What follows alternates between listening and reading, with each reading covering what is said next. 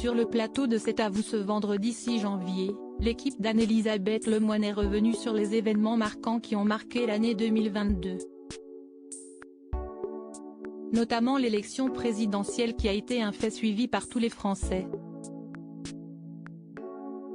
Un événement qui a notamment été marqué par les plaintes faites à l'encontre du journaliste Jean-Jacques Bourdin. Présent sur le plateau, Marc-Olivier Fogiel a donné son avis sur la question.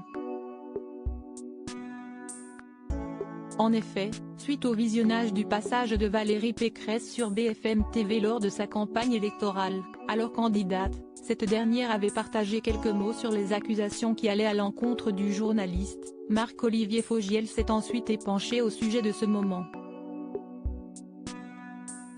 C'est cette séquence qui a provoqué la mise à l'écart de Jean-Jacques Bourdin, a rappelé le chroniqueur Patrick Cohen.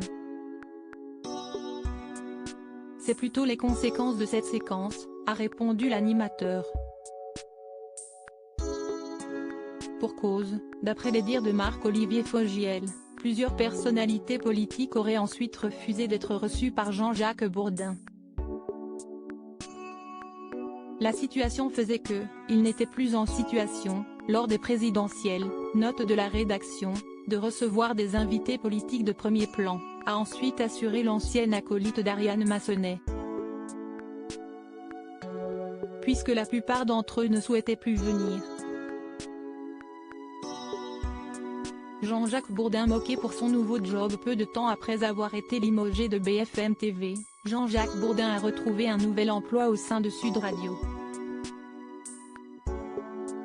Seulement, cette nouvelle opportunité avait rapidement été moquée.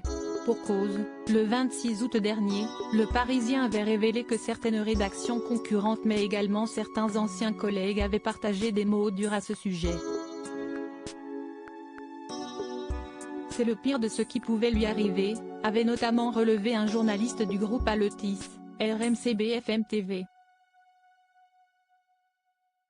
Sud Radio n'était sûrement pas son premier choix, mais il y va par orgueil.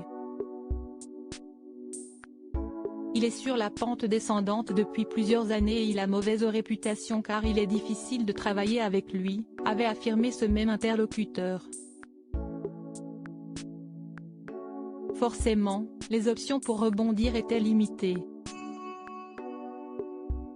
Crédit photo, capture d'écran France 5.